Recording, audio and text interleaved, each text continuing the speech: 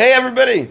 Welcome to this second episode of Excel Public Service Announcement.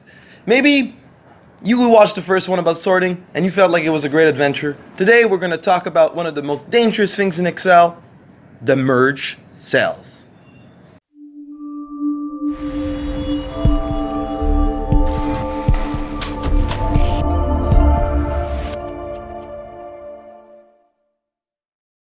So you can go online and download the file that I'm using in the comments of the video. But right here, if you look, I've got a name section and a comment section. And sometimes when you type your name in, and if your name's not long like mine, James, Walter, Dupuis, Howard, you'll notice that it leaks in multiple cells. And maybe you don't like it because you like it that you could double click it and that it would change it. And when you realize right now, if I double click, it doesn't change it. It's in 3 cells. So you're going to select them and maybe you want to merge them. And by merging them, you see the button right on top here, merge and center, you would end up with one big cell. Now this seems like a fun adventure and something that you might want to do, but in reality it's a bit of a dangerous thing because it removes certain cells from Excel. You see here I have C2, but D2 doesn't exist anymore and E2 doesn't exist anymore, and it creates some inconsistencies in some of the functions and tools that Excel has, because a lot of the tools of Excel consider that the grid exists in everywhere, and so if you remove it, a lot of Excel functions break, and tables don't work with merged cells, and you can't have pivot tables with regions with merged cells. There's also things like copying and pasting, which doesn't work so well with merged cells. So there's a lot of things that are dangerous. So what we do is we don't try to use merged cells a lot. Actually, merged cells, I call them often the devil. I'm like, if you use merged cells, you corrupt your Excel file. And I'm not sure you want to corrupt your Excel file. I'm pretty sure you want your Excel file to work quite well. And so here's another pretty bad example, because you see here, at least I did it only on one line. And a merged cell on one line isn't so bad. Here's an example of something that a lot of people do that they could do better. You see, maybe the comments would be very long and they would take all this box here.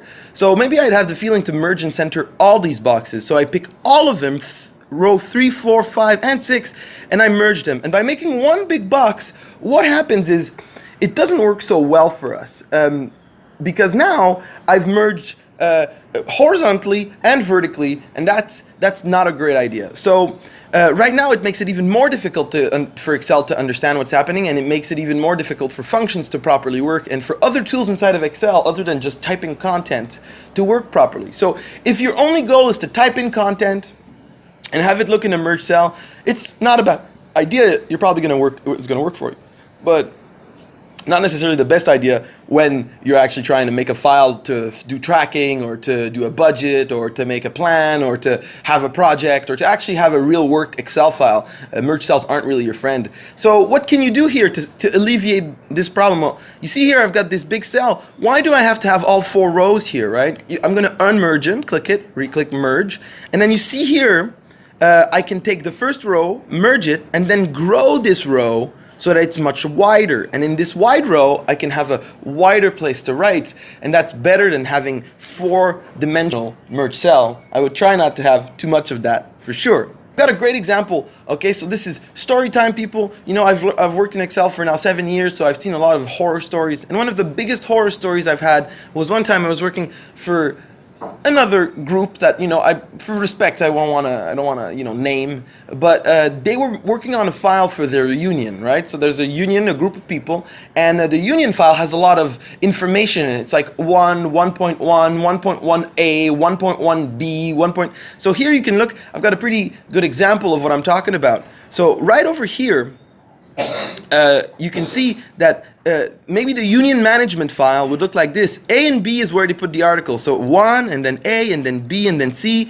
And then they have the description, which is a merged cell, by the way, for 4 columns and 4 rows, and another merged cell here. And sometimes they divide it in 2, and sometimes they don't. And they've got the whole file listed up like this. And they came up to me and they're like, James, we'd like to copy paste, because you notice if you try to copy, Control C, and I go here and I paste, it's very possible that it says something like, we can't do that to a merged cell. And you're like, oh, I can't do that to a merged cell. And there's many things you can do to a merged cell. Here, let's say I would like to find article 1b. I won't be able to even use the search features of Excel to find article 1b. I would need to scroll down.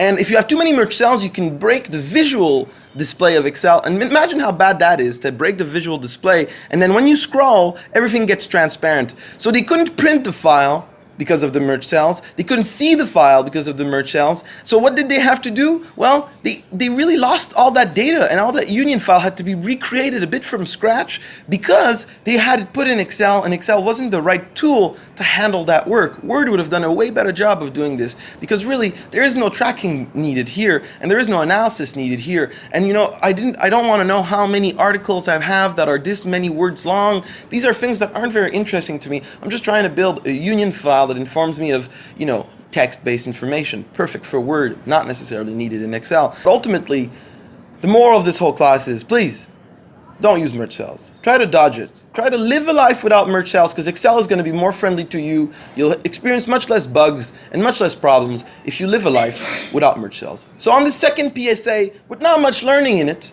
but a lot more information in it, please, don't use merge cells. A message from James WDH, a company that truly believes in your learning. Talk to you later.